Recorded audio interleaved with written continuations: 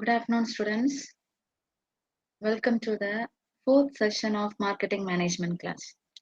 So, in the last class, we were learning about the place, that is distribution. We also learned the factors determining the choice of the channel of distribution. So, again, today we learn the distribution strategies. So, distribution strategies, there are normally intensive or mass distribution strategies, selective strategies, and exclusive strategy. So, first one, intensive or mass distribution strategy.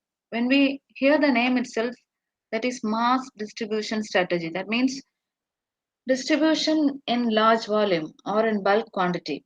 That is what is mass distribution strategy.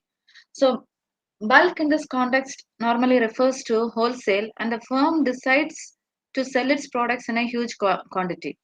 So, selling the products in huge quantity, that is what is known as mass distribution. So, it is mainly refers to the wholesaler context. When a wholesaler purchases in bulk from the manufacturing company, the company will be distributing in bulk to the wholesaler, the products to the wholesaler. That is mass distribution. That is one of the strategy. The other name for mass distribution strategy is intensive distribution strategy. So, mass distribution means the company does not provide specific retailers or shops where they sell the products. So, they'll not be specifically distributing the products to any particular retailer or any particular retail shops.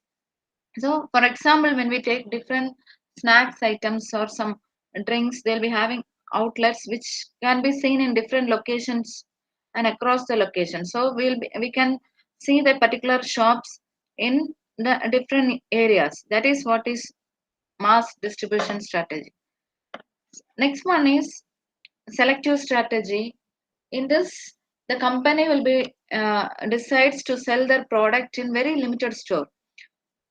So normally, when they'll not sell in mass or something, they'll be selecting a particular store or a particular area. In that, they'll be selling the product. When specific, Kelly, in case of cosmetics, when they decide to sell only through chemists, that is what is selective distribution. So they'll be selling the products or distributing the products through to the chemist. Through them, they'll be selling the products. So the number of outlets at each level of distribution will be limited in any given geographical area. If the product is having a long useful life and the customer's brand preference can be established, then this selective distribution strategy will be followed, and that this strategy is normally profitable. Then next one, exclusive strategy. If the buyers are demanding more and they are expecting considerable product service, and the companies will normally, in this case, the company will be opting for this exclusive strategy. Uh, so in this exclusive distribution, it's a sole distributorship in the given market. So when a market is given, in that they will be the sole distributor of products. Such a system will be normally used for specialty goods. For example, when we take an example of Rolls Royce, there are only a few showrooms in all over India. So for maintaining, they'll be following four legal aspects mainly. That is exclusively dealing contracts, tying contracts, and closed sales territory. Then franchise selling. So these are the four legal aspects they'll be keeping in mind when they are selling this type of specialty products. So for distributing or through selling specialty products, they'll be using this type of strategy, that is exclusive strategy. So when distribution, when we consider, there are three strategies normally: mass distribution strategy, where they'll be distributing the products in bulk quantity, and selective strategy, where the company will be normally selling the product to only limited stores, or in a location only there will be few outlets or stores. That is known as selective location. Selective strategy. Third one is the exclusive strategy, in which they'll be considering only the demand and the expectation of the customers, that they'll be considering. Based on that, they'll be selling the product or distributing the product. That for that they'll be following this exclusive strategy. Next one is a channel systems. So normally a channel system is a connective link between the manufacturer and the ultimate customer of product or service. So when a company is offering some product or service, the channel system is the connecting link between the company and the customer. That is a channel system. So therefore, the company has to very carefully consider its product mix and the marketing mix, as well as the expectation from the channel partner. So when they are having a good link, which so when the channel system which is in the between, it links both the manufacturer and the customer. So the company when should normally consider the product mix, then marketing mix. What are the four pieces of marketing mix? So they also have to consider what the channel partners are mainly expecting. So these all things they have to consider. The company also considers the kind of involvement it wants in the distribution process, how much control it wants to exercise on its channel members, as well as the cost incurred in the designing of the channel. So they have to consider how much in the distribution process the channel partners or the people in the distribution channel should be involved, how much control normally it want to exercise on the channel members, as well as for designing a particular channel, what is the cost normally incurred. These all should be considered. So vertical marketing system, horizontal marketing system, hybrid marketing system. Three channel marketing system is the first one is vertical marketing system. In case of vertical marketing system, the distribution channel structure is in which the producer, wholesaler, retailer, everyone will be acting as a unified system. They'll be united together, they'll cooperate with each other, and they will act as a single system. So this is vertical marketing system. The responsibility of functioning of each channel member is owned by one member. So each channel member's responsibility will be in the hands of one member. This arrangement is done through contractual agreement. They'll be having a contract based on that contractual agreement, they'll be functioning. So one channel member will be owns the other, has contracts with them, so that they all cooperate. So one will be owning the other. So when they're having contract agreement between them, so they all will cooperate together and as a unified system, so that it will be functioning better. The members who have authority over all the other members can be the manufacturer, wholesaler, and the retailer. So who will be having authority on other members means the manufacturer or the company, wholesaler, and the retailer. They'll be having the authority over other members. This is vertical marketing system. This is a distribution channel structure in which all the manufacturer, wholesaler, and the retailer, they'll be cooperating with each other. They'll be functioning together as a unified system. That is what is vertical marketing system. Second one, horizontal marketing system, the channel arrangement in which two or more companies at one level join together to follow a new marketing opportunity where they can combine their resources and use them optimally. So what they'll be have. So first vertical, when we looked into the manufacturer, wholesaler, and the retailer, the vertical channel. So they'll be joining together and they'll be functioning as an united system. In case of horizontal marketing system, so the channel will be arranged in such a way that more than two companies or more than one company, that's two or more companies, they'll of same line, they'll be joining together, they'll be following a new uh, strategy, and based on that they'll be comparing all the resources together and they'll be optimally using that resources. This is horizontal marketing system. So the companies, when we look consider in this horizontal marketing system, they'll be unrelated, but they'll be uh, in a same level. Okay, they'll be in the same level, but they'll be unrelated. So this technique is normally adopted by companies which wants to minimize the risk of capital losses or wants to utilize idle manpower or when they lack technical know-how or lack adequate marketing expertise. When they are lacking in all these things, when they want to minimize risk, when they fear of something, in this situation they'll be going for this horizontal marketing system. Next one, hybrid marketing system. In case of hybrid marketing system, it's a mix of both vertical marketing system and a horizontal marketing system. That is what is hybrid marketing system. So multi-channel distribution system in which a single firm sets up two or more marketing channels to reach one or more customer segments. So single company or single firm, they'll be having two or more marketing channels. So their main goal is to reach not only one market segment, more market segments. For that, they'll be adopting this hybrid marketing system. So it is a mix of vertical marketing system and horizontal marketing system, depending upon the area or the customer base it wants to reach. So depending on that, they'll be mixing both the vertical marketing system and the horizontal marketing system. So we learned three marketing systems: vertical marketing system, horizontal marketing system, and hybrid marketing system. Next one is channel conflict. So, when a company has set up an effective distribution system, there will be some problems arising. Some friction may arise between the channel members or between the company and the channel members. This is what is known as channel conflict. So, whenever a good marketing system or a distribution system is set, eventually there will some problems arises between the members of the channel or between the company and the members or so on. So this happens generally due to conflicting business interests.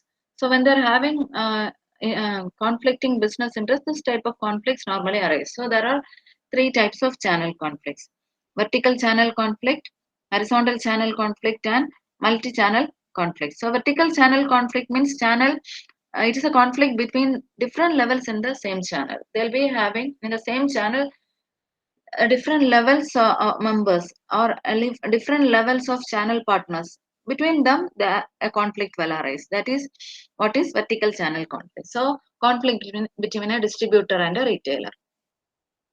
So next one is horizontal channel conflict. Normally it occurs between members at the same level of the distribution channel. So conflicts normally arises between the same level members, normally two retailers or two wholesalers or so on. So for example, two retailers may have a conflict if they target the same customers by giving price cuts. So same level channel partners will be having conflict. That is what is known as horizontal channel conflicts. In vertical channel conflicts, different level partners will be having conflict. Then multi-channel conflict, when the company selects two or more channels to sell its products in the same market, and so when the company is selecting, so we know right this hybrid channel. So they'll be having two or more channels for selling and for concentrating on more than one market segments. For that, they'll be normally selecting and using two or more channels. In this case, conflicts arise between the channels. So a company may sell its products to wholesalers and some important retailers simultaneously in one market. Here, the wholesaler may feel that the company is not giving him sufficient attention and is bypassing him. So this type of conflicts arises. That is multi-channel conflicts. When they are concentrating on more than one channels, this multi-channel conflicts arises. First one, vertical channel conflicts. In case of vertical channel conflicts, conflict will arise between different levels of the same channel, between a wholesaler and a retailer or a producer and a retailer and so on. That is what is known as vertical channel conflict. Second one is horizontal channel conflict. In case of horizontal channel conflict, the same level of distribution channel, there will be a conflict. So mainly between the retailers or wholesalers and wholesalers, the conflict arises. This is horizontal channel conflict. Multi-channel conflict, when they are using this hybrid marketing distribution system, when they are using automatically uh, when they are concentrating on more than one channels, a conflict arises between different partners in the channels. That is multi-channel conflict. So what are the Main reasons for this conflict is first one, role ambiguity.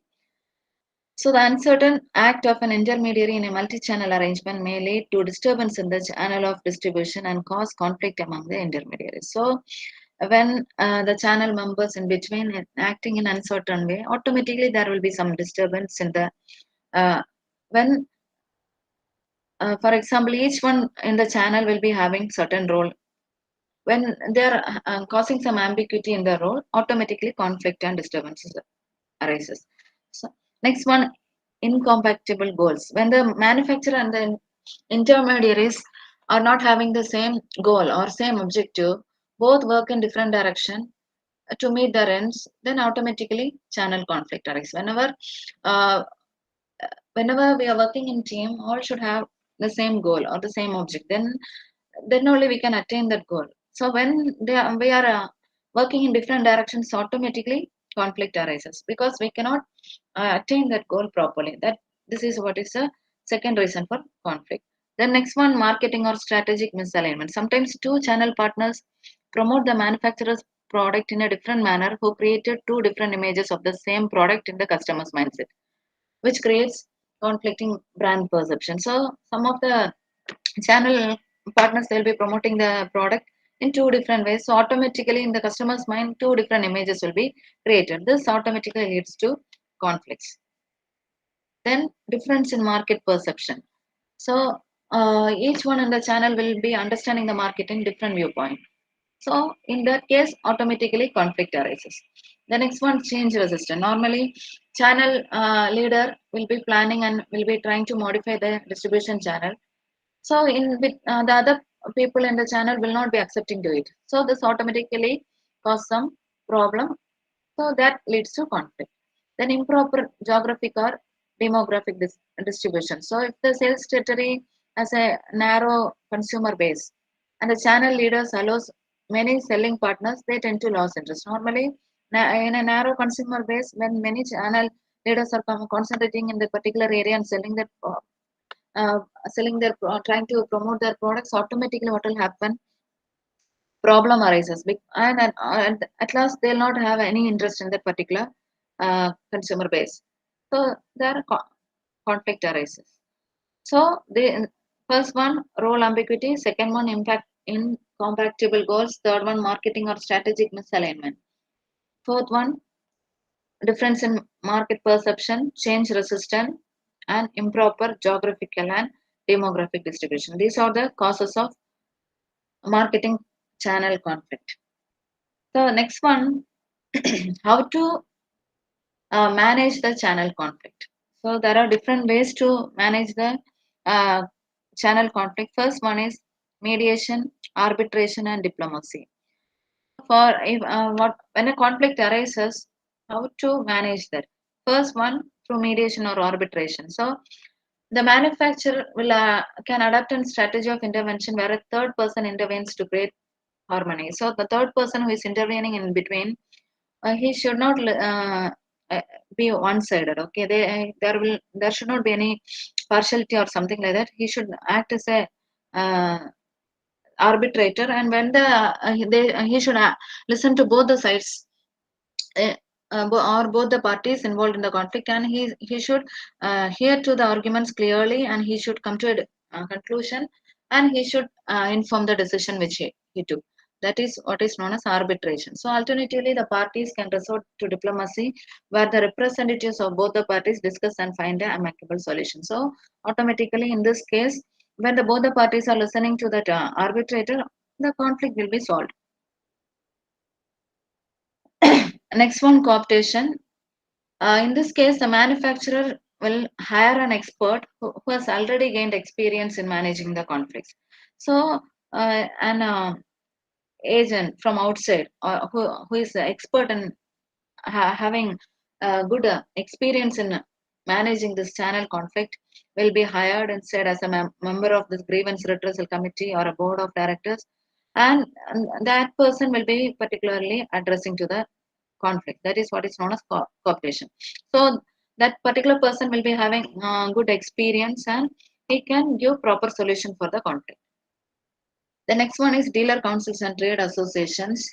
So normally trade associations, whenever conflict arises, uh, they'll be handling all the problems in a such in a as a mediator. The trade leaders or the leader of the trade unions or associations will be acting as a mediator, and they'll be normally resolving the problem. To handle the horizontal and vertical conflict, the manufacturer forms a dealer council where the dealers can anonymously put up their problems and grievances in front of the channel leader. To bring an unity among the channel partners or intermediaries, they can be added as members in trade associations, which safeguards their interest. Next one, superior goals. So, as for establishing a superior goal of the organization and aligning that goal with with individual goals and objectives of the channel partners, this automatically reduces the conflict of the channel. So, the goal of the organization and the need of the channel partners should be considered, and based on that, uh, they can automatically resolve the conflicts in the channel. The next one, regular communication. The channel leader should take regular feedback from the channel partners, either through formal way or informal way. They have to know the market trends and dynamics. Based on that, the channel partners' issues and conflicts can be normally addressed. That is through regular communication. Then legal procedure. When the conflict is critical and uncontrollable, automatically the affected party can seek for some legal action by filing a suit in the court against the accused party. So through legal procedure, they can resolve the conflict between them. Then next one, fair pricing. So most of the channel conflicts are due to price war. So they can be resolved by ensuring that the products have the same price in all the territories with fair margin which is given to the channel partners. So fair pricing system automatically resolves the conflicts in the channel. So for managing channel conflicts, there are different ways. First one, mediation, arbitration and diplomacy. Second one, cooptation. Third one, dealer councils and trade associations. Fourth one, superior goals. Fifth one, regular communication. The next one, legal procedure, and the last one is fair pricing. The next one, distribution management challenges. The challenges faced in managing the distribution channel. So first one is natural disruptions. So normally, uh, natural disorders like weather events, raw material shortages, epidemics, pandemics. These are all some of the challenges. The next one, transportation disruptions. So some vehicle repair or maintenance downtimes, accidents, the delayed flights. These all act as some challenges in managing the distribution channel. The next, economic challenges like recession, depression, sudden drops or increase in consumer or market demands, new or changes in fees or complaints cause changes in currency exchange values and payment issues. These all leads to challenges, economic challenges. The next one, product disruptions, normally includes product recalls, packaging issues, quality control issues. This all act as a challenge in case of managing the distribution channel. So, what are the elements of distribution channel? So, first one, traditional elements. The other one is emerging elements. Two elements are there, traditional elements and emerging elements. Under traditional elements, first one is the supply chain, second one is the logistics, third one is the purchase order and invoicing system. So first one, supply chain. So supply chain is the entire process of making and selling commercial goods, including in every stage from the supply of materials and the manufacture of the goods through to the distribution and the final stage. Normally, a supply chain is from the raw material stage till it reaches the ultimate consumer. That is what is the supply chain. From the raw material stage, it comes to the manufacturer. The raw materials are converted into finished goods. After that, it goes through different channels like intermediaries, maybe wholesaler, retailer, and next it comes to the customer, and finally the end consumer. This is what is a supply chain. So this term was coined by Keith Oliver in 1982. So just you have to know what is a supply chain. So this is one of the traditional element. in the distribution management system. Next one is the logistics. Logistics is one of the part of the supply chain. So it includes the supplying and delivering of goods, transporting, all this comes under logistics. So from one place, the product is exchanged and transported to another place. From the starting point till it reaches, the product reaches the delivery point, all that comprises in between is the logistics. So maybe the storage, the packaging, grading, transportation, everything comes under logistics. So logistics is a part of supply chain. Next one, purchase order and invoicing system. So the order on the purchase order should be created. That is the first step in business transaction. So then it is issued by the buyer and authorizes a seller to provide a product or service at a specific price.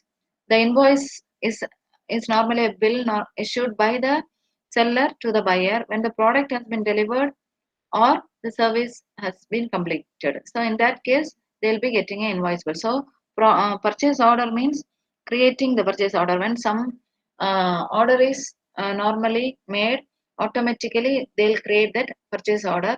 Then when it is delivered to the customer, they'll be handing over the bill to the customer. That is what is known as the invoice bill. The next one is emerging elements. The first one is blockchain technology. So blockchain can enable more transparent and accurate end-to-end tracking in the supply chain. So we can track everything together with the help of this blockchain technology.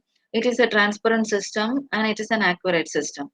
The next one, vendor relationship management. It is the category of business activity made possible by software tools that aims to provide customers with both independence from vendors and better means for engaging with vendors. For that, vendor relationship management.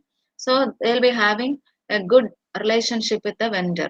That is what is vendor relationship management. It is the second emerging element. The next one, customer relationship management, normally to have good relationship with the customers. Next, IMS or the inventory management system. Here we can track our goods through the entire supply chain. So just imagine an example of any online shopping site. Whenever you are making an order, the purchase order will be created, invoice will be created, the order will be handed over to the through some intermediaries. It will finally come to our hand through a delivery boy. So just imagine that particular process, what will happen in between. So for maintaining a good relationship with the customer, that is what is known as customer relationship management. So whenever we want to check the delivery system is very transparent, we can view through the app where it has been in transit or it has reached the warehouse and so on so point, so it is in transit. All these details we can view through the app. So it is very transparent. So this is, and the next one, inventory management system, is we call that a stock management. So it's a process of tracking the goods. So where it has come, where it has reached, where it is. So that is from the purchasing point to the production to the end sales. So all the things can be properly tracked by us. The next one, warehouse management system. It is also a software solution that offers visibility into a business entire inventory and manages supply chain fulfillment operations from the distribution center to the store shelf. So from the place of distribution center till it reaches the store, the full will be maintained through a software solution. We can properly view that particular. It is made visible. The next one, transportation management system. That is what. So this all things are based on some software.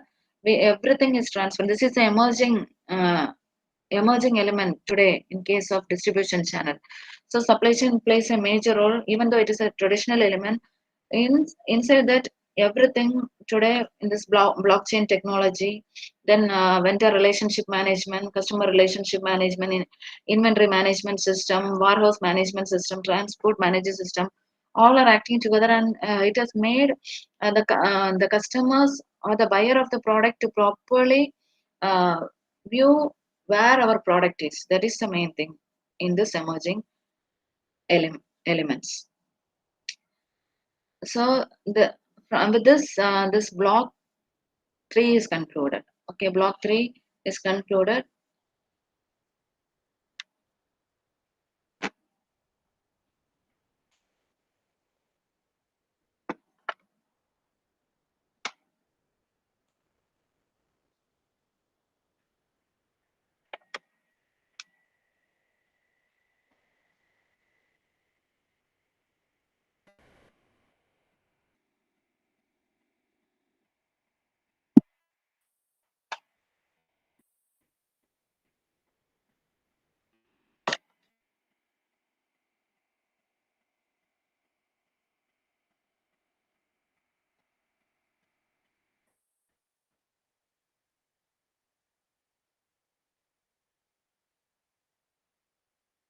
First, we will see marketing of services, then digital marketing. If time permits, we'll continue with the digital marketing. If not, we'll see digital marketing in the next class. Okay. Okay. So today, next topic is services. So I think you understood the concept of product related things. Okay. And so next we look into the marketing of services. So what is service? So the service term is normally it is intangible and we can only feel the service product. It can be touched, it can be seen, it can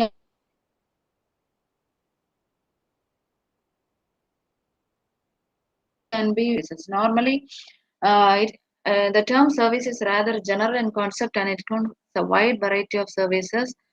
There are the business and professional services like advertising, marketing, research, banking, insurance, and computing, programming, legal and medical advice. These all comes under servicing. So when we look into the list of services, electricity, water supply, uh, police, advertising, air force, navy, civil administration, insurance, banking, everything comes under services. So then there are services which are provided by professionals but consumed for reasons not for business, rather for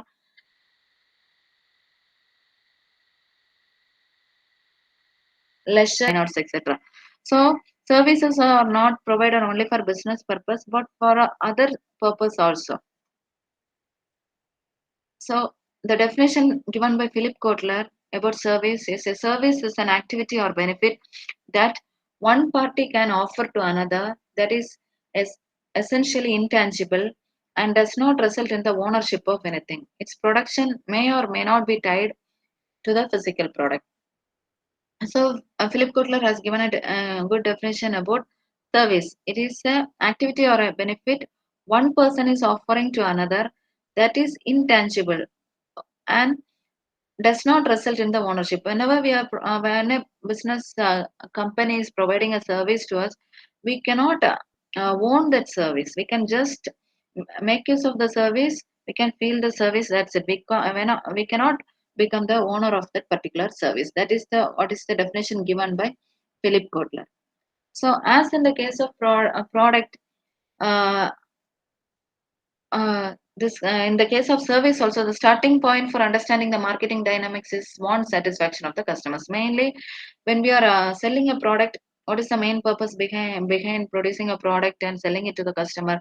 First, they'll be identifying the needs of the customer, and based on that they'll be producing in the product, they'll be satisfying the needs of the customer. Similarly, services also is provided for the same reason. So they have to understand the need of the customer and they have to satisfy the need of the customer through the service provided by them.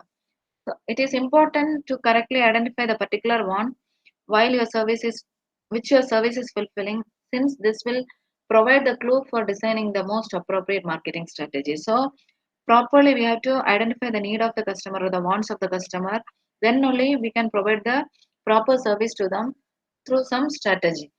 So normally a restaurant will be satisfying the customers based on the type and quality of the food, its decor, the environment, the behavior of the staff, and so many other things. So automatically by providing all these things, it will be satisfying the customers. This is one of the examples.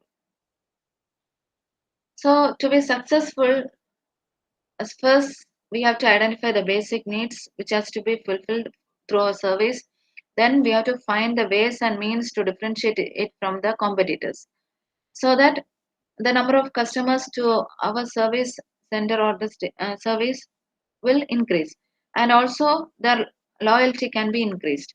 So the marketing manager normally involved in marketing of services, his first concern should be the identification of customer needs. Only by properly identifying the needs of the customers, we can give proper service what they wish, and based on the taste and preference of them, by providing the proper service to them, automatically the customers will be satisfied. When they are having good satisfaction through to our service, automatically they'll be loyal to us. So these are the reasons for the growth of service sectors. First one, increasing affluences. Second one, more leisure times. Then third one, high percentage of women in the labor force. Then greater life expectancy.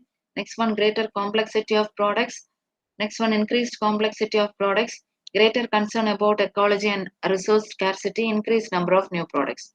So when we look into the manufacturing industries, they are growing more and more today because they are producing both tangible goods which will satisfy the psychological needs.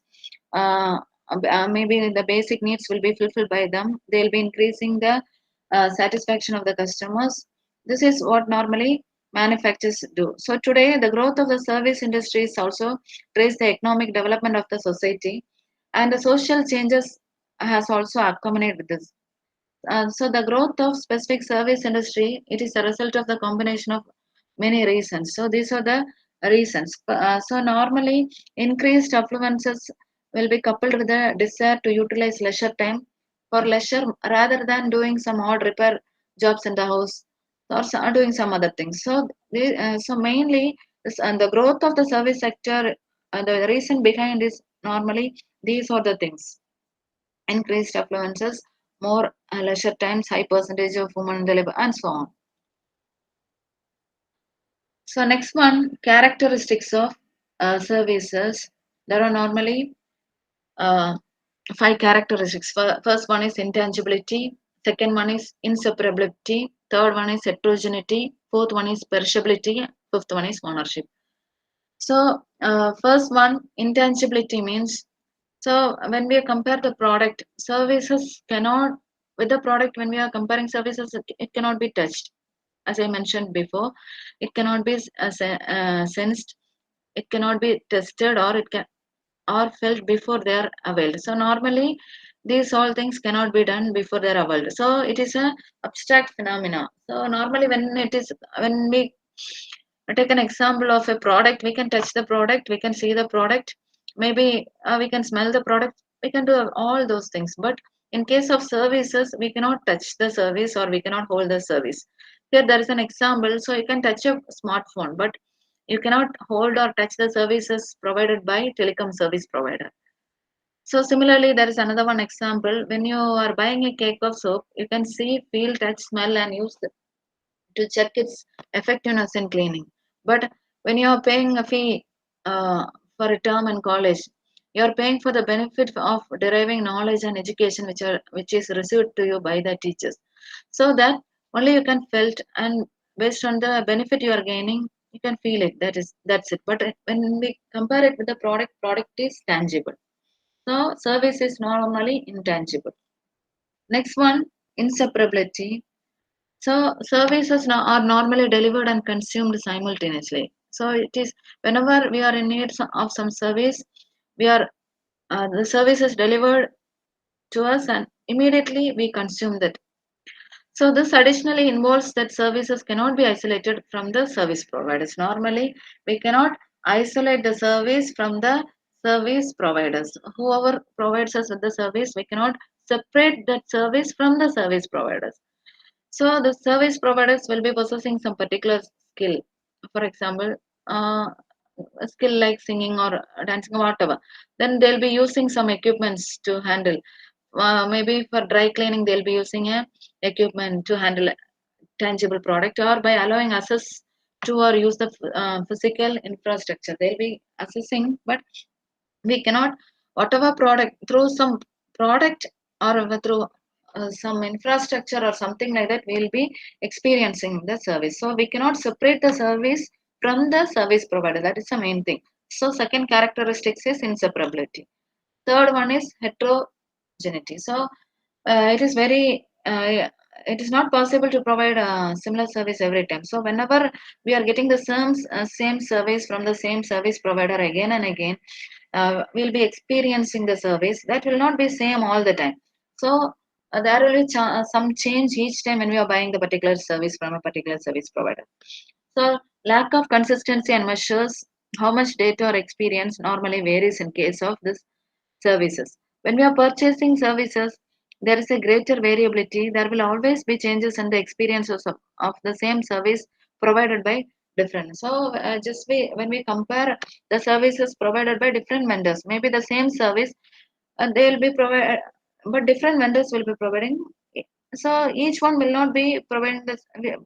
When we are gaining or when we are experiencing the service from different vendors, we will not always experiencing the same field. That will automatically differ. So, for example, when we are dealing with insurance claims, one staff member will be responsive and they'll be very helpful, and other will be very unpleasant. So this is the difference. So even though when we are this is from different vendors, so even though when you are receiving the same service from the same person also, that also differs. If same vendor, he will be providing service in one way to one customer and another way to another customer, so it differs. So in case of the characteristics, another characteristics of services is heterogeneity. Next one, perishability. So we all know perishable goods. So they'll be having only uh, short shelf life or short expiration date. So perishable goods refer to products and services that have an expiration date. So the expiry date will be very short. So services like foods are perishable, meaning that services cannot be stored for later use. So perishable goods should be used immediately. Then only we can make use of it, or it will be expired and we cannot use that. Similarly, services is also perishable. So whenever we are received, it cannot be again later used. So that is what is the perishable nature of the service. So here there is an example: movie tickets, theater reservations, doctor's appointments, hotel bookings. So this cannot be stored or kept for later use. So if you want for later use, then again we have to book. We have to make some another reservation. Then we can make use of it. So we cannot make use of the same thing which we have done before. That is the perishable nature of the service. As I mentioned before, the ownership will not be transferred in case of services. When we buy a product, automatically when we pay the price of the ownership of the product will be transferred to us. But in case of services, the transfer of ownership will not take place. So it means to say that customer never owns the services. So a customer can come, pay for the service, and he can use it, but he cannot be the owner of the service. So these are the characteristics of service: intangibility, inseparability, heterogeneity, perishability, and ownership. Next one, elements of marketing mix and service marketing. So normally we learned in case of products the elements of marketing mix. So and that is the four P's of marketing mix. I think you all remember: product, price, place, promotion. Similarly, in case of services, there are some elements like people, physical evidence, and process. So commonly when we take in the case of marketing, there are 7 P's I mentioned in the first session itself. So along with the product, price, place, and promotion, there are other 3 P's like people, physical evidence, and process. So for marketing of products, the four elements of marketing mix are product, price, distribution, and promotion, which are used in a specific combination to arrive at the marketing strategy. So all these elements will be used in specific combination for a good marketing strategy. So in the case of services, there are some three additional elements also like people, physical evidence, and process. First one, product. The marketing of services can be the success only if there is a match between the service product from the customer's viewpoint and the supplier's viewpoint. So whenever we consider a product in case of service, the viewpoint should be same both in customer's perspective and supplier's perspective. So for finding out this match, we have to analyze the service based on this following levels: the customer benefit concept, the service concept, the service offer, and the service delivery point. So the benefit concept, the service concept, uh, the service offer, and the service delivery system. Based on these levels, the service has to be analyzed. So first one is customer benefit concept. In case of customer benefit concept, the service product which is offered in the marketplace must have its origin in the benefits which the customers are seeking. Normally, when we offer a service product in the marketplace, the origin or the benefits what the customers are seeking should be in that particular service. That is the main thing. So but the problem is that customers themselves may not have a clear ideas. So this is a major problem. So each time they'll be seeking uh, in a different way. They'll be having different ideas. So they will not have a clear cut idea. What? So that is a main problem prevailing. So or they may find it difficult to express, or it may be a combination of several benefits and not a single one. So either they'll not have a clear cut idea, or they'll not have the ability to express it properly, or they'll be having a combination of several benefits. So automatically they'll not conveying it properly. That is a major problem in case of this customer benefit concept. So over a period of time, normally the benefits which the customers are seeking, that will differ. So the change in customers may come about by the satisfactory or unhappy experience in utilizing the service through increased sophistication in service use and consumption and changing expectations.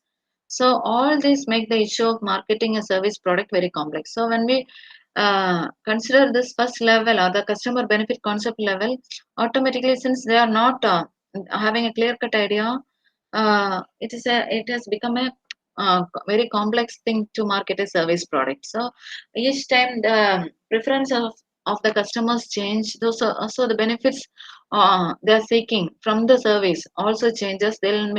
So based on that they'll not get complete satisfaction, or they'll be having a bad experience in utilizing the service. So this is the main thing. So in customer benefit concept point of view, the issue normally is this marketing this customer or service product to the customer is very complex one.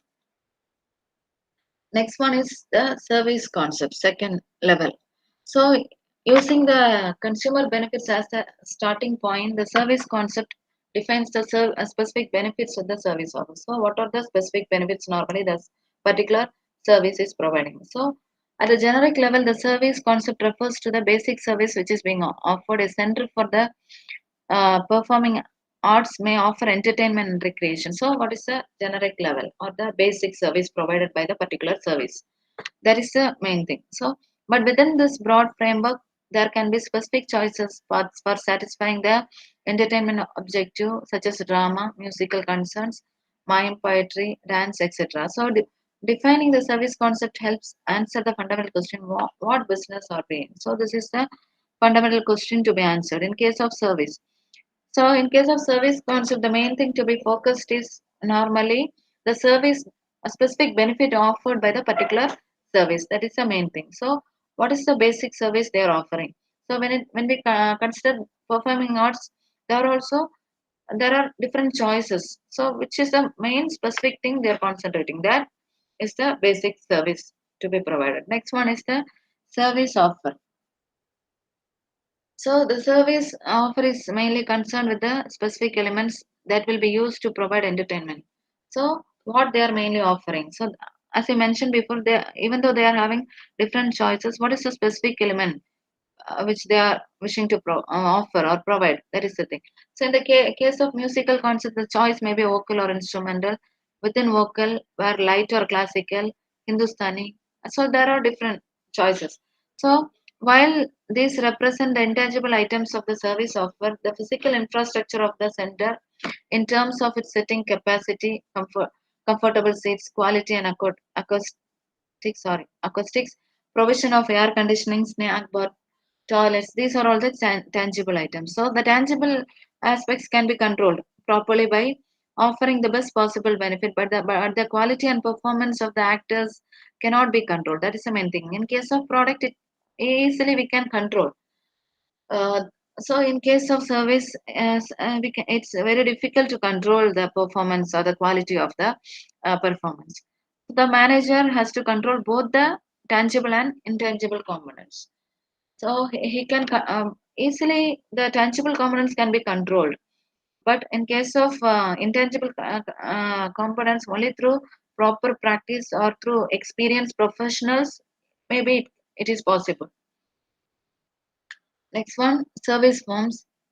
In which form the services may be available to the customers. This is another one important deciding factor. So um, here are some questions. Should all the shows of the center be available in the package deal against a yearly membership fee or a seasonal ticket? Should there be daily tickets with the consumer having freedom to watch any one or more performance being staged on a particular day? Or should each performance have a separate entrance ticket with a higher price ticket for a well-known performer? So these are the main things to be handled. So a service will be provided in which form? That is the main deciding factor here. So services form refers to various options relating to this service element. So how they are combining gives the shape to the service form. That is the main thing. So they have to follow some strategy to combine and shape the service form. Next one is the service delivery system. When we are going to a bank to withdraw money from the account, so we can use either check or a withdrawal slip in which we have to fill all the particulars and hand it to the teller or the clerk, who after verifying the details gives us the money. So here the check or the withdrawal slip act as a delivery system. Similarly, in a restaurant, the waiters are the elements of the delivery system. So here, the main elements in the delivery system are the people and the physical evidence. That is the other P in the service category.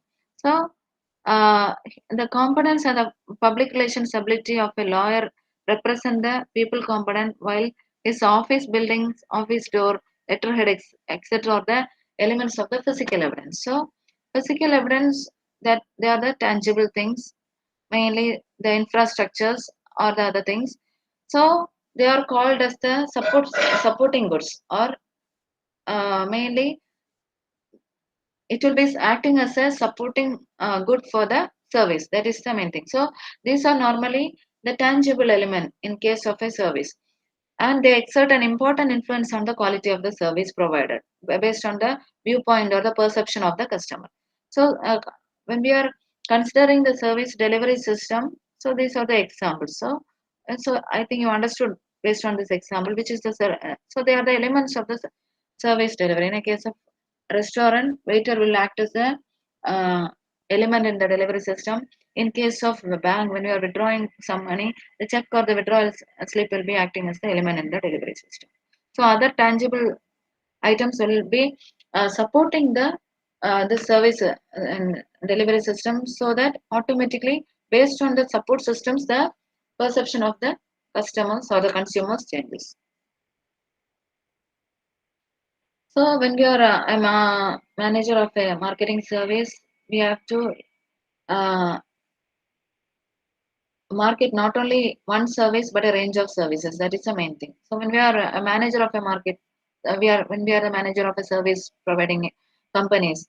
So we should not concentrate on only one service but a range of service. So the decision should be taken based on the length and width of the range of services provided by our company. So the manner in which they complement and support each other, and how well they are facing up with the competitors offering, that leads to the success of the service.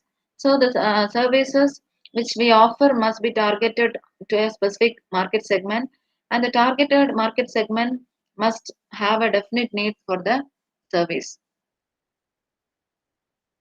The next one is pricing. Second one, the first be product. Second one, pricing.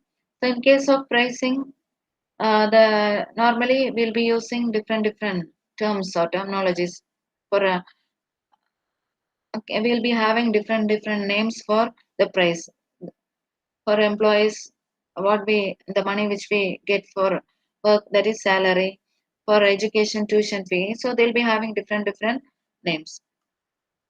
So for determining the prices of services, one characteristics which is having a great impact is normally perishability, and the fact that fluctuations in demand cannot be met through inventory. So normally through inventory or some stock which we cannot provide proper supply for the demand, so there will be fluctuation in demand and that cannot be met by the inventory which we hold on. For example, in case of hotels and airlines, they'll be offering lower rates in off season period and lower telephone charges for outstation calls after office hours. These are the examples of how their pricing strategy can be used in case of perishable characteristics of services in off season period.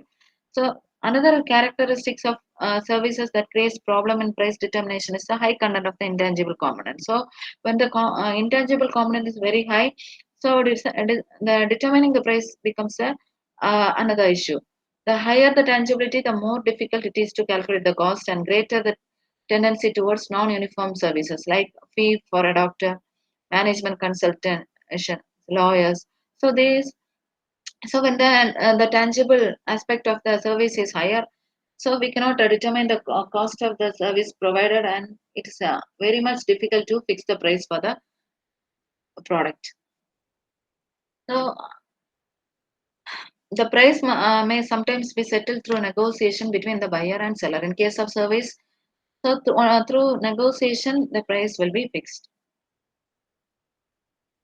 The next characteristics to be kept in mind is while determining the price is that in many services the price are subject to regulations either by the government or trade associations. They also the price will be fixed based on the government regulations or the trade unions regulations.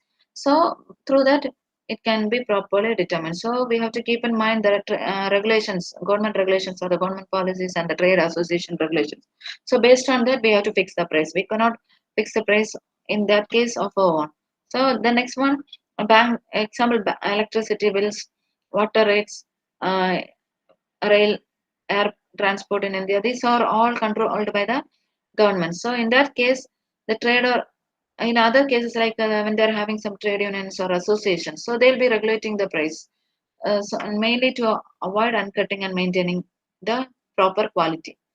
For that purpose, they'll be fixing the or they'll be regulating the price, mainly the government or the trade unions. So international airfares are regulated by the international agreement of airlines. So they'll be having some agreements based on that it will be regulated. So in all these cases, the producer or the of the service cannot fix the price on his own. The two methods which a service organization may use to determine the price are normally cost-based pricing and market-oriented pricing. So, in case of cost-based pricing, the price may be regulated normally by the government or some associations based on the cost incurred. So, this type of pricing strategy will be very effective in restricting entry and aiming at minimum profit targets. So, in case of this cost based pricing, there'll be association or the government, they'll be fixing the price or they'll be regulating the price based on the cost incurred, how much cost will incur in particular service. They know based on that they'll be regulating the price. So in case of competition oriented pricing, the price will be fixed in different levels which the competitor is charging, or fixed lower to increase the market share. So they'll be comparing the price of the competitor. Based on that, they'll be fixing the price. Sometimes they'll fix a lower price than the competitor so that they can im- uh, attract more and more customers, and automatically they can increase the market share. So customer oriented pricing is varied according to customer's ability to pay. So customer based on the customer's ability, are they able to pay the product sorry price for the service? Based on that also they'll be pricing for the service, that is customer oriented price. So normally the pricing tactics that may be used to sell services are differential or flexible pricing, discount pricing, diversionary pricing, guaranteed pricing, high price maintenance pricing, loss leader pricing, offset pricing. So these are the different pricing tactics normally adapted for selling the services. First one is the differential or flexible pricing. This is mainly to reduce the perishable characteristics of services. So when there is some fluctuation in the demand for reducing the perishable nature of the service, automatically they'll be fixing this flexible pricing system. So a differential price implies changing different prices according to the ability of the customers to pay. Then price tune differentials. Then place differentiated used in rent of property, theatre seat pricing, etc. So based on that, they'll be differentiating prices based on the customer's viewpoint or customer's ability. Based on the there will be some flexible pricing for the service provided. For example, in airlines also we have different pricing system like economic class, business class. Similarly, they'll be having different pricing system. That is what is differential or flexible pricing. Next one, discount pricing. So it mainly refers to the practice of offering a commission or discount to intermediaries such as advertising agents, property dealers. For rendering some service, they'll be getting some commission or discount. That is what is discount pricing. They'll be offering a price for some discount. So it is mainly used as a promotional device to encourage use during low demand time. So when they are having a low demand for the particular service, uh, through this discount or commission given to the intermediaries in between, they can encourage more and more customers towards them through this agents or intermediaries. That is discount pricing system. Then next one is diversionary pricing system. It normally refers to the low price which is quoted for the basic service to attract the customers. So they'll be fixing a very low price, or uh, mainly their main goal is to attract more customers towards them. So the restaurant will be offering a basic meal at a low price, but one which includes no soft drink or sweet dish. So basic meal, the cost or the price of that particular meal will be very low. So extra items will not be added along with that meal. So once the customer is attracted towards that particular service provided by that restaurant, automatically after that they'll be coming in. So once the customer is attracted because of the initial low price, he may be tempted to buy a drink or an ice cream or an additional dish. Afterwards, they'll be buying more and more from that particular restaurant. So he may end up buying more than just the basic needs. So this is the main motive behind this diversionary pricing. So they'll be normally attract, their main goal or motto is to attract more and more customers. Once the customers comes to the restaurant, after that they'll be buying more products from the restaurant. The next one is guaranteed pricing. So it refers to the pricing strategy in which payment is to be made only after the results are achieved. So only after results are achieved, they'll be getting the payment. So here there is an example. Employment agencies, they'll be charging the price only after the person is actually getting a job. So that is similarly the property dealer. They'll be charging a commission only after the deal is over, or when the transaction gets completed. So after that they'll get the commission. This is what is known as guaranteed pricing. So only when the job is completed, or when the uh, main objective is completed, after that they'll be charging the getting the amount. That is what is known as guaranteed pricing. Next one, high price maintenance pricing. This is used when the high price is associated with the quality of service. So when the quality of service increases, automatically the price of the service also increases. So the high price will be charged for quality service. So uh, we have come into many examples like experienced or qualified big doctors who are expertise in some field, they'll be charging more fee. Similarly, expertise lawyers, so professionals, they'll be normally maintaining this high price maintenance, high price strategy. So they'll be charging more price. The next one, loss leader pricing system. So in this system, it's one in which an initial low price is charged in the hope of getting more business at subsequently better pricing. So first they'll be charging a low price. So when they get more and more business, automatically they'll be charging based on that. So The danger is that the initial low price may become the price for all times to come. So sometimes in this case of pricing system, the he- drawback is that when start in at the starting when they're charging a low price, automatically uh, even if they try for increasing the price, maybe the customers or the consumers they'll not accept to that. So that is the main thing in loss leader pricing system. The next one is offset pricing system. It is normally similar to diversionary pricing system, in which the basic low price is quoted, but extra services provided will be high priced. So basic things, for example, we looked into an example of a restaurant. Like basic meal will be low price or medium price. After that, what will happen for extra things when they are buying? The charge of that extra things will be high. For example, here there is an example. The gynecologist may charge a low fee for the 9 months of pregnancy, through which she regularly checks her patient, but may charge extra for performing the actual delivery and post delivery visits. So this is the main thing. This is what is known as offset pricing system. So these are the different pricing strategies normally, or the pricing tactics are normally followed or used for selling the services. So what are they? First one, discount pricing. Second one, diversionary pricing. Third one is guaranteed pricing. Fourth one is high price maintenance pricing. Next one is loss leader pricing, and the last one is offset pricing. The next one is promotion. So the main difference, which must be kept in mind while designing the promotion strategy for services, is that customers normally relies more on subjective impressions than concrete evidence. This is mainly because of the inherent intangible nature of the service. So they'll be relying more on the subjective impressions. So second thing is the customer is likely to judge the quality of service on the basis of the performer rather than the actual service. So who is performing the service? On the basis of that, they'll be judging the quality of the performance. So the next thing is it is very difficult to sample the service before paying for it. So the customer finds very difficult to evaluate its quality and the value of the products.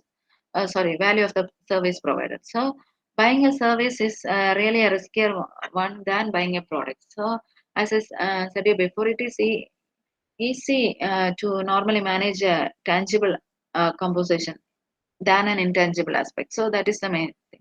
So when comparing to a product, it is very risky in case of buying a services. So when as a marketing manager, uh, it should be designed. The promotional strategy should be designed in such a way that it should help the customer's outcome. Uh, the mainly the customer should overcome all these difficulties. That is the main thing the marketing manager should concentrate when they are formulating or designing a promotional strategy. So the four methods normally used for promoting services are for promotional mix elements of promotional mix like advertising, personal selling, publicity, and sales promotion. So these are the normally the same when we are normally used for promoting products. Also, we learned before. First one is advertising. So second one, personal selling, directly coming and selling the service. Third one is publicity. Fourth one is sales promotion. So these are the service providers and the intermediaries normally. In case of hotels, there will be some travel agents, tour operators. So these people will be acting as the intermediaries. So in case this comes under distribution. So before that, under advertising, so this is what we learned in the last class also. The same thing. So in case of what are the promotional activities normally carried on in case of products, the same thing comes in case of services also. So you know what is advertising? It just will revise once more. It is a any kind of paid non-personal method of promoting a particular product or an organization. Okay, so by some company they'll be promoting their product through advertising. It is any paid non-personal method used normally. So similarly they'll be promoting the services also.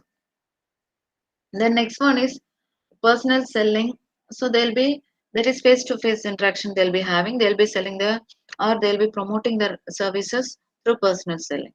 Next one is the publicity. So it is normally an unpaid positive exposure related to the service provider. That is what is the publicity. Next one, sales promotion. They'll be using some promotional techniques other than this advertising, this public sell, uh, public relations, personal selling, etc. So they'll be using some incentives or other methods for attracting more and more customers, or for promoting their particular services. For that, they'll be using this sales promotion techniques.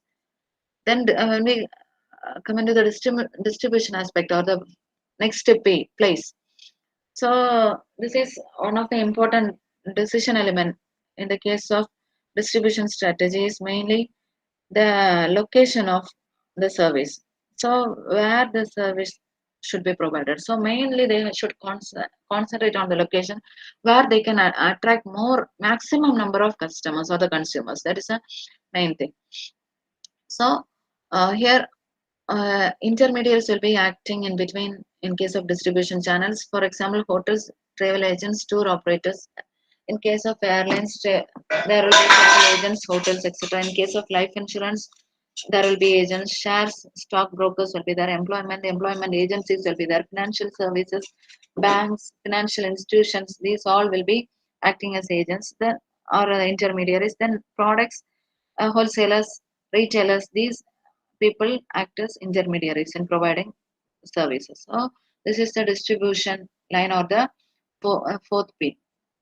So next one is the people. So normally this is the important thing in case of management of service. So they will be playing the both as the performer of service and as customers. So the in case of service provider, the person who is performing the service or providing the service is also a people, and the customers, or the who is receiving the service is also a person.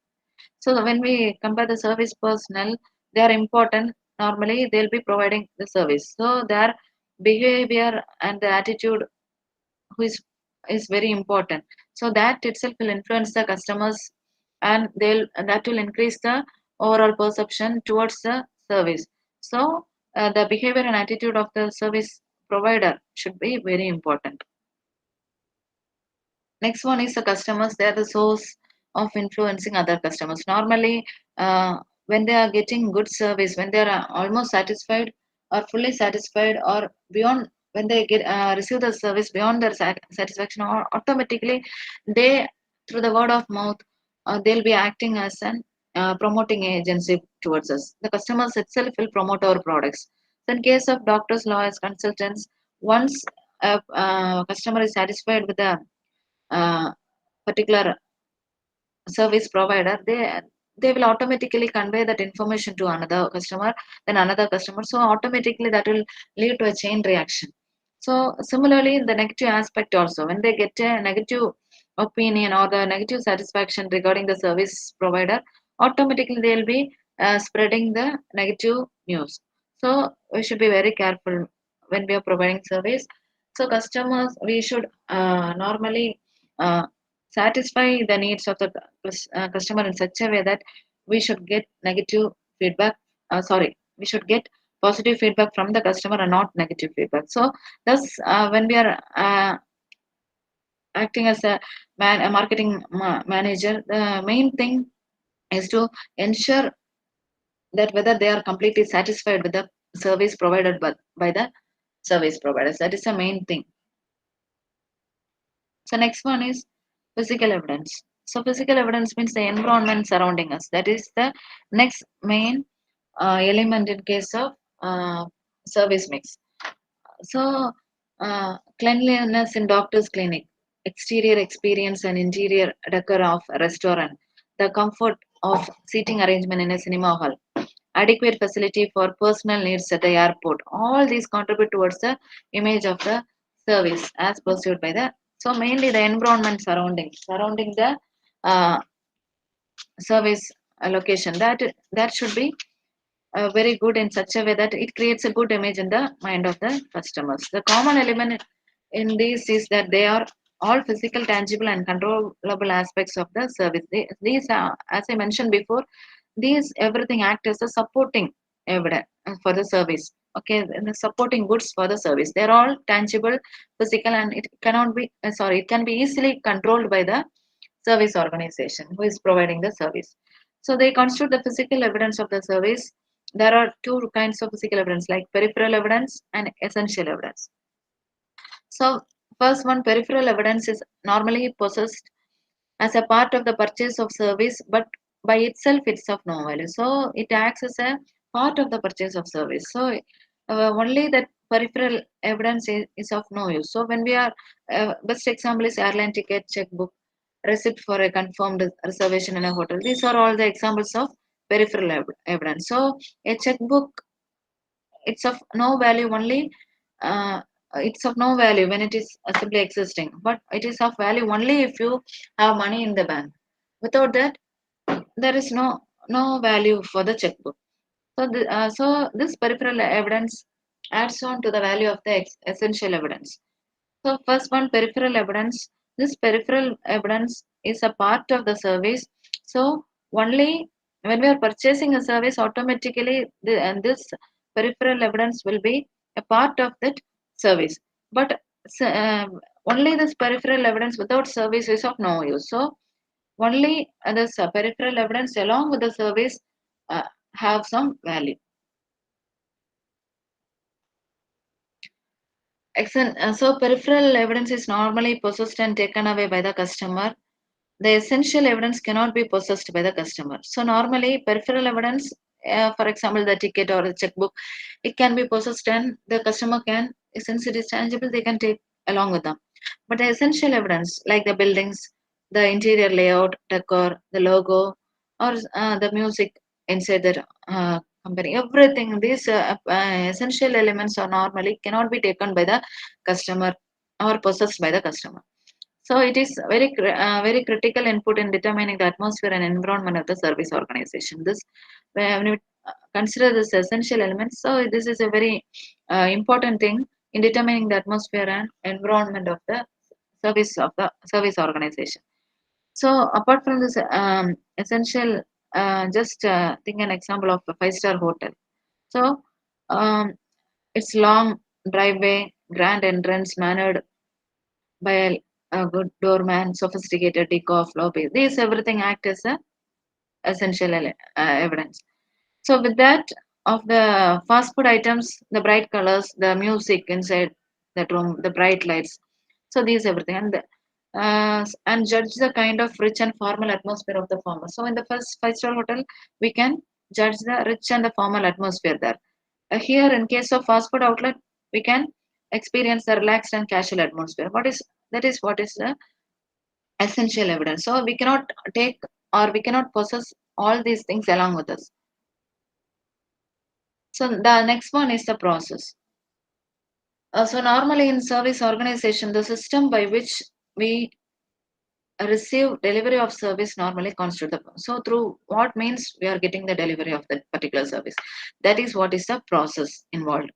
So in example, fast food outlets, the process is comprising of buying the coupons at one counter and picking up the food against that the another counter.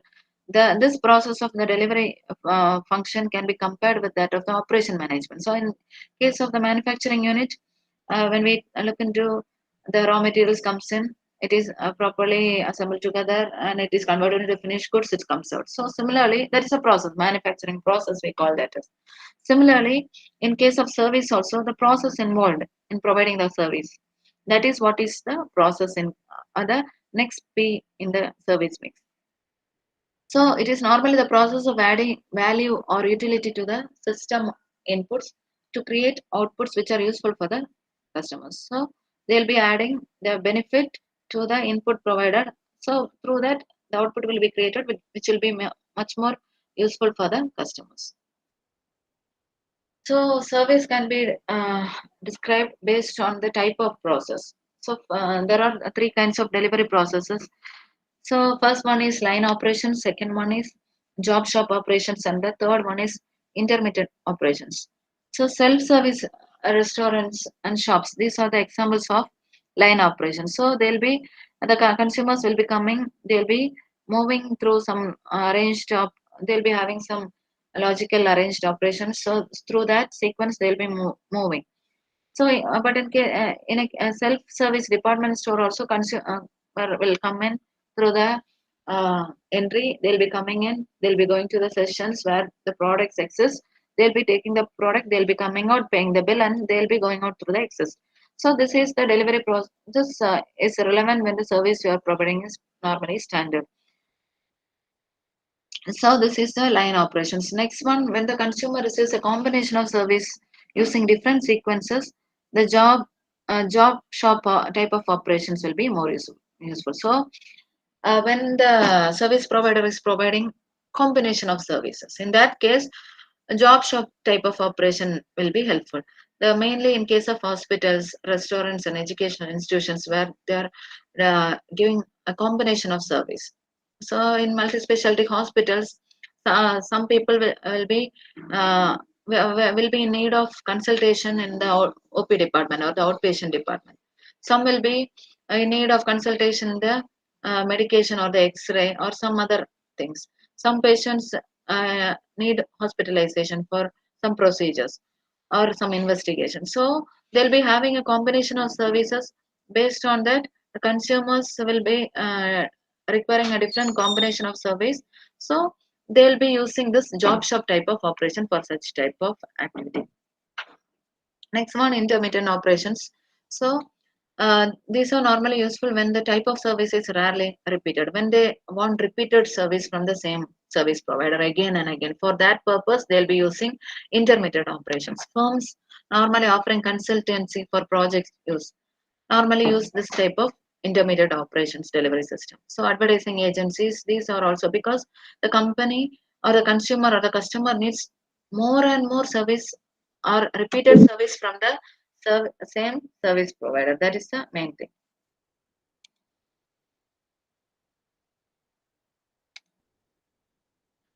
So next topic is digital marketing.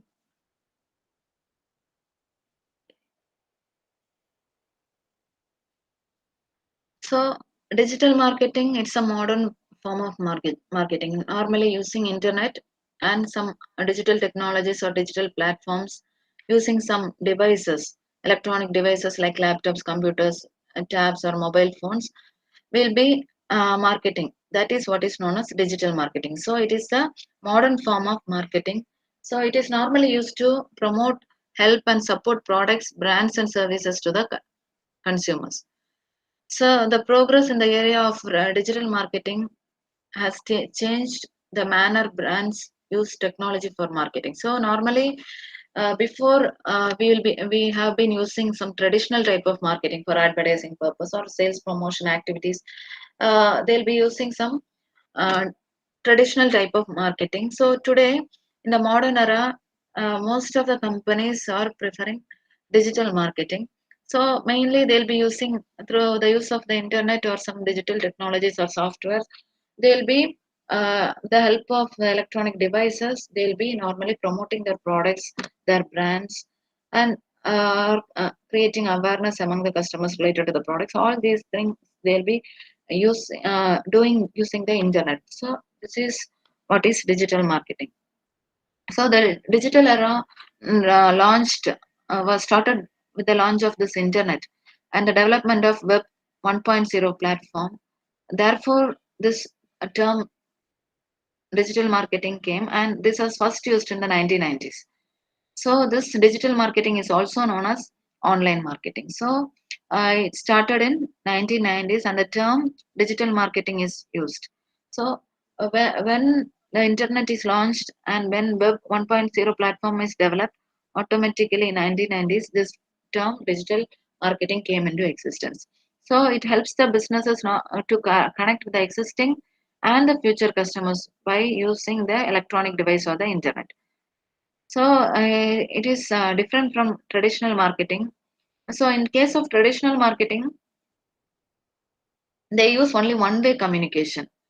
That is, companies normally try to communicate with the customers through some banners, through some advertisement in the newspapers, and so on.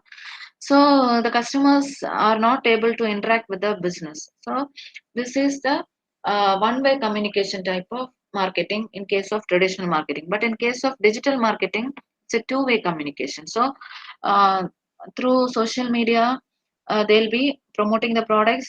Customers send the feedback. They interact with the service or product companies or the producers through the social media platforms, through reviews or feedbacks and so on.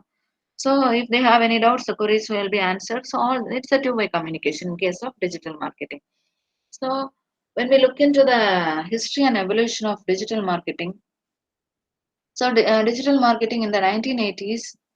So in the 1981, the first personal computer was launched by the IBM. So in 1986, the American National Standard Institution was normally adopted SQL as a standard. In 1989, the storage capacity of the computer was 100 MB. So these are the things. So it is traced back to the 1980s. So in 1981, it is IBM who launched the first personal computer. So in 1989, the storage capacity of the computer was 100 MB.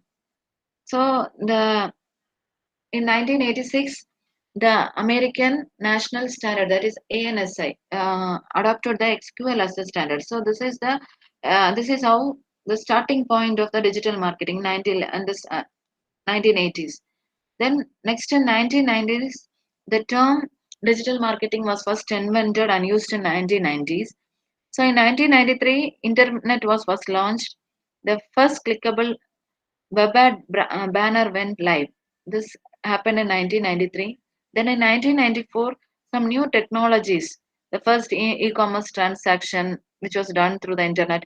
Yahoo, which was launched and received 1 million hits within 1 year of launch. These all took place in 1994. Then the worldwide internet users reached 16 million in 1995. The Americans were reported to spend an average time of 30 minutes online, and the search engines and lot of tools like Hotbot, LookSmart, and Alexa, these all were launched in 1996. The first social media site, 6degrees.com, was launched in 1997. 41% of the users logged into AOL.com regularly. Google was officially launched, and Microsoft launched MSN, and Yahoo launched Yahoo Web Search. These all happened in 1998. So this is how in 1990s the digital marketing evolution took place. Next, in the post millennium in 2000, the internet bubble burst. All smaller search engines wiped out. In 2000, internet users increased to 558 million, and LinkedIn was launched in 2002. The launch of WordPress and MySpace happened in 2003. Google goes public. Launch of Gmail and Facebook took place in 2004. Launch of YouTube happened in 2005. Search engine traffic grew to 6.4 billion, and Twitter was launched in 2006. iPhone was launched and Tumblr was launched in 2007. Spotify was launched in 2008. Google introduced products like AdWords and AdSense in 2009. WhatsApp was launched in 2010.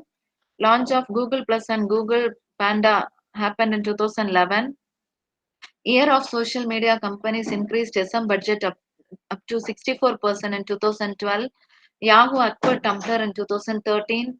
Facebook acquired WhatsApp in 2014. Snapchat launched its Discover features in 2015. So this is the how digital marketing evolved in post millennium. So when we compare the traditional marketing and digital marketing helps the business to connect with their existing and their future customers by using the electronic device or the internet. This is just in contrast. This is what I mentioned before. This traditional marketing is a one-way communication. Here, the customers cannot interact with the business providers or the manufacturing companies or the people who provide. It's a business. So this happen, so the customers cannot directly interact. So it's a one-way communication. Only the business providers will be interacting with the customers through some ads, billboards, TV, newspapers, etc. So here, digital marketing, it's a dynamic tool. The scope for the two-way communication between the brands and its actual or future customers. Normally, if a customer, here there's an example, if a customer wants to purchase a fast track wristwatch, he can visit the website, place the order for it. After the purchase, he can post the pictures, he can post the review for the watch. He can even complain on the social media. Uh, so this everything, this customer interaction happens in digital marketing. Thus, the digital marketing through social media not only helps the customer to write and communicate with the brands, but also helps them to communicate, like, share, and comment on each other's posts. Uh, so, in traditional marketing, when we look into account, it's a whole technique of marketing used by brands and companies to market, promote, and sell their products and services. Normally, it includes promotional aspects like advertisements. So the traditional marketing revolves around normally the following four phases like attention, interest, desire, action. So the AIDA. So this I explained before itself to you. So again, when we consider this attention, when you come across an improved and effective version of face mask or cloth sanitizer, it grabs your attention. So whenever a new version or a new thing comes into a market, customers automatically will get attracted to it. Then interest will be created by sharing more and more information related to the product through some video or poster or something, or through demonstration or personal selling. Detailing regarding the uh, product or service, it will be properly informed to the public and awareness will be and thus stimulating the interest of the customer. Then third one is desire for buying the product will be created by the seller by sharing the benefits of the product, what are the main advantages, what are the improved version, all these things will be informed, and based on that, desire for buying the product will be created by the seller or the marketer. Next one, action. So automatically the customer will purchase the product. That is what is action. So AIDA hierarchy model means first attention, then interest, desire, then it will be converted to action. This is one of the traditional model followed.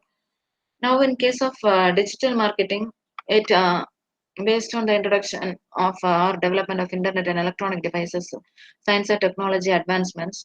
So the product and services are promoted and awareness is created. All these things happens through online means through internet.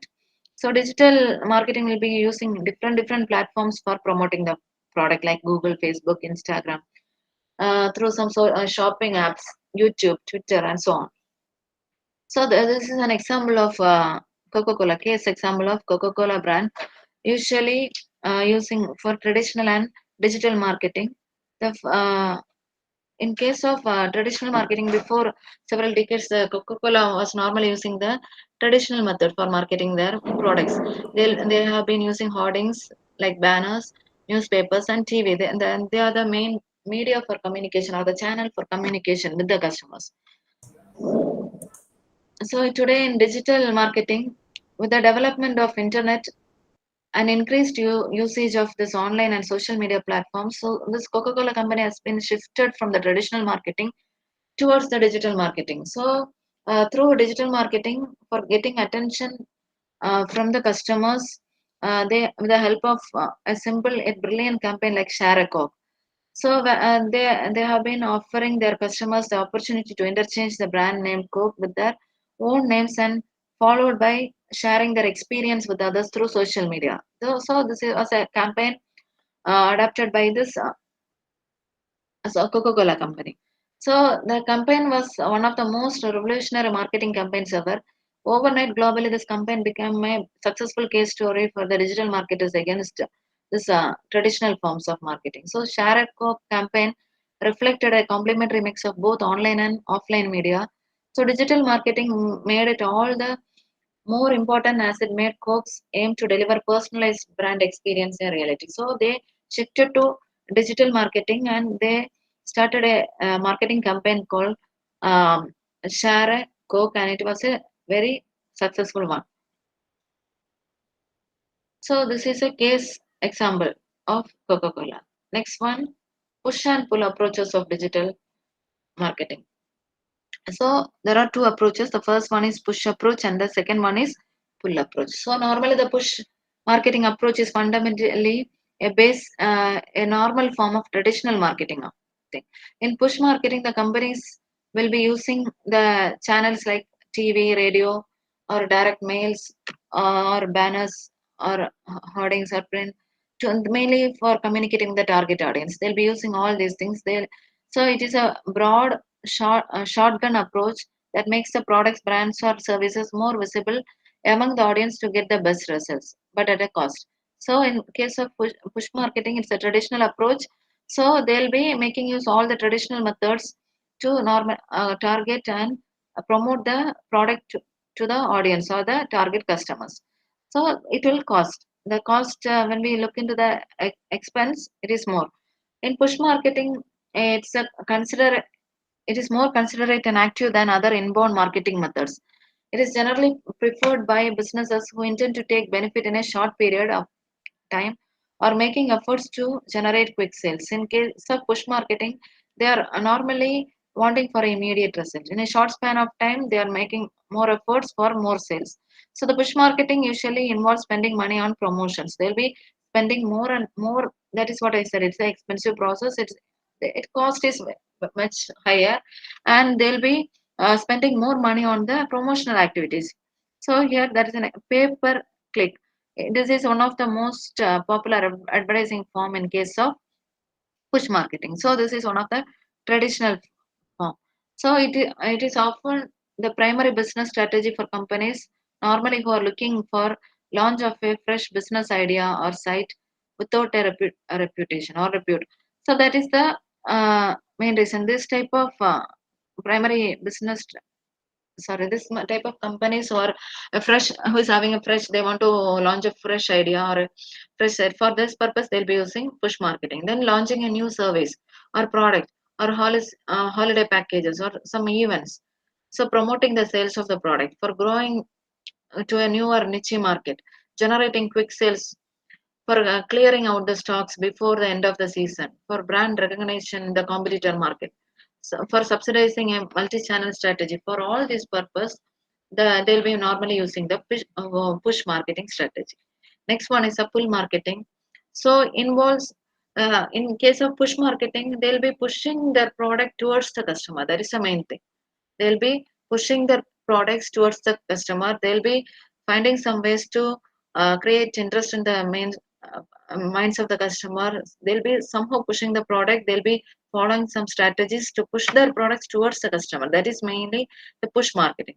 In case of pull marketing, it involves increasing the traffic normally. So it will create a high value and relevant content appropriate to attract the target audience. Here, in case of push marketing, they'll be pushing the products or service towards the customer. But in case of pull marketing, their main concentration is pulling the customers towards the products or pulling the customers towards them for through some promotional activities. That is the main thing. So it aims to create high value and relevant content appropriate to attract the target audience. So it reaches its goals by being sensitive towards the needs of the users who actively seek information on the products and services offered. So they'll be normally uh, uh, they'll be reaching the goals of the customers who normally are sensitive towards they'll be very sensitive towards the needs of the customer. So whenever the needs of the customer is noted properly, they'll be again promoting. You might have seen whenever you go to some shopping app, and when we are just adding some product to your cart and you're not buying the product or something like that, or you are going to a Google site and you're searching for some product, so automatically, when you see the advertisements related to the product or some pop-ups related to the product will be coming frequently. So this is the main concept behind pull marketing. They'll be pulling you towards the products. That is the main thing. So search engine optimization, display advertising, and creative content on social media. These are the important forms of pull marketing. So, this pull marketing is normally used to ensure long term growth in business, maintaining domination in the specific industry, building improved loyalty, promoting the brand's recognition by working on the engagement of customers and brand visibility, increased traffic on social media handles in addition to sharing social media content, growing traffic on the site across referral, organic, and social segments, affordably improving the revenue and sales, engaging the customers at the top of the shopping funnel, even before they know what they want. So these are the areas mainly the pull marketing strategy they'll be concentrating. So for these purposes, their main business strategy will be pull marketing strategy. So companies who are seeking this type of, that is long-term business growth or improving the loyalty or building the loyalty of the customers or dominating the specific industry. So growing the traffic on the site across for all these purposes, they'll be going for pull marketing.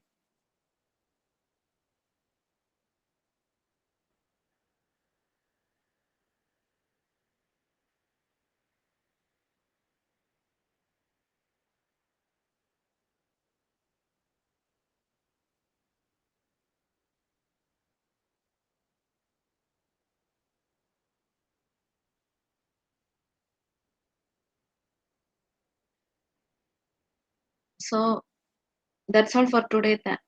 So if you have any doubts, you can ask me.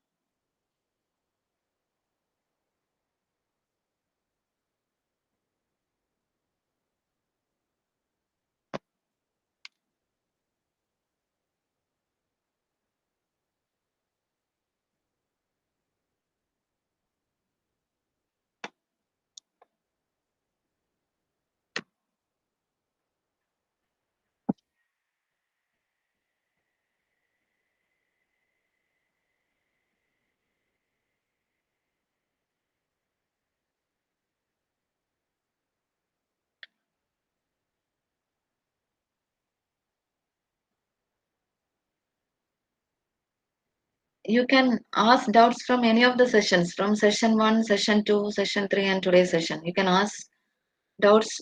I'll clarify your doubts if you have any doubts. So next class, the remaining subjects will be completed, and at class we'll have some discussion related to the subject. So if you have any doubts, you can ask me.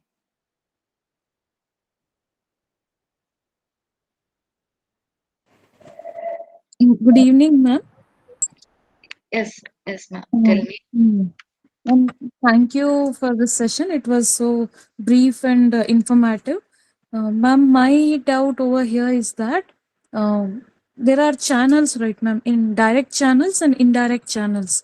So, could you brief me about that? Like at the beginning of this session, there was topic related to channels, no, ma'am. So, is direct channels and indirect channels come under those channels? Uh, you are asking doubt from distribution channel, am I right? Yes, ma'am. Yes, ma'am. Just wait. Okay.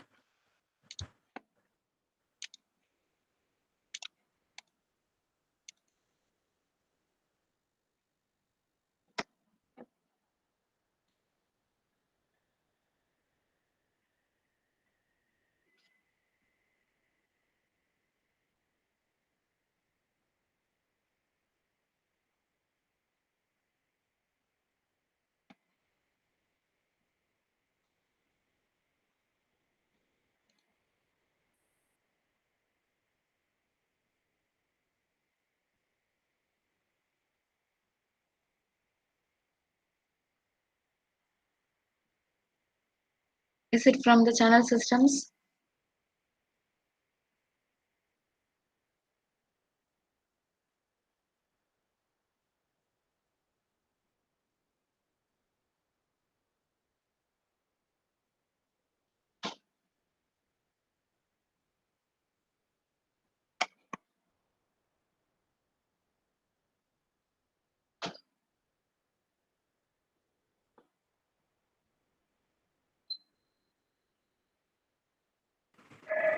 Sorry, ma'am. I think I got disconnected. Ma'am, in today's session, I think it is not covered, ma'am, like direct and indirect channel. Here today we spoke about uh, vertical and horizontal and multi-channel system. I couldn't attend the previous classes. Was it discussed in the earlier classes like indirect and direct channels? I'll just clear out my question again. Yeah, now you're asking about the types of distribution channels, the direct channels and indirect channels. Am I right? Yes, ma'am. Yes, ma'am. Okay. So there are normally two classifications of channels of distribution. Okay. First one is direct channel, second one is indirect channel.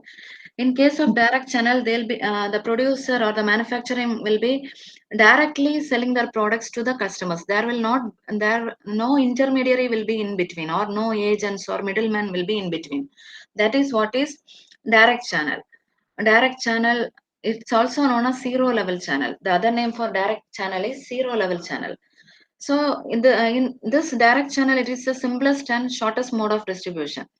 So what all comes under direct channel is door to door selling. So the manufacturing company, the people from or the representatives from manufacturing company will be coming towards us. They'll be selling their products to us directly, or to the customers directly. There will not be any agents or Intermediate. middlemen in Okay. between. That is what is direct channel. The best example is Okay. door to door selling. Next one is internet selling. Through internet, the manufacturing companies will be selling their products directly to the customers. Next one is mail order selling. What they'll be doing, they'll be send through mail. Through the mail, they'll be ordering the product, and the manufacturing companies will be delivering the product directly to the customer. That is mail order selling. Then another one Okay. is company owned retail outlet. So what the company will be having their own retail outlet, as through that retail outlet, the company itself will be selling the product to the customer. That is what is company owned retail outlet. The next one is telemarketing. Through telephone or through some call centers, we'll be receiving from the manufacturing companies. Will be receiving, and the customers will be receiving some calls from Yes, ma'am. through that. They'll be having direct contact with the customers, and they'll be delivering the products directly to the customers. This is telemarketing. The best example for telemarketing is home shop 18 and all. They'll be having Yes. direct Yes, calls ma'am. with the customer, and they'll be delivering the product to the customer. So these are all the direct channels. Okay, the Oh, main thing is the manufacturing company or the producer will be having direct contact with the customer, and customer. there will no intermediary or middleman will be in between. So Okay, ma'am. indirect channels means between the manufacturer or the producer and the customer, Mm. there will be many intermediaries in between. So the channel will be indirect. So the Mm. producer will not have direct contact with the customer, or the producer will not deliver the product directly to the customer. So through some agents or intermediaries or middlemen, they will be delivering the product to the customer. That is what is indirect channel. So there Okay. are different level channels in case of indirect channel. The first one is one level channel. In that, there will be only one middleman or only one intermediary.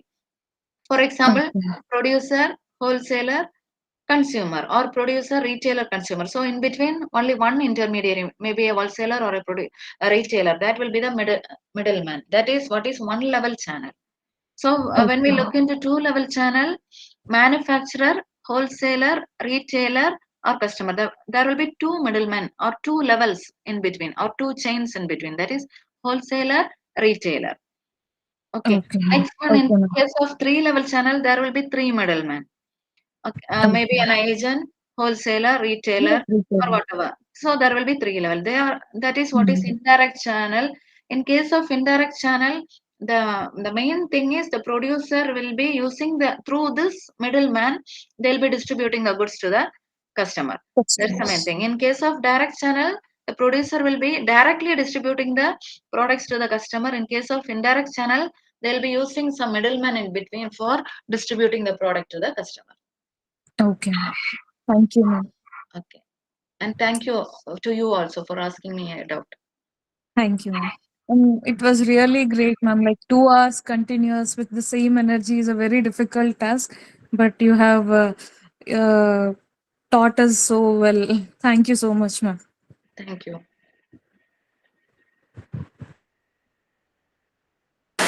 Excuse me, ma'am.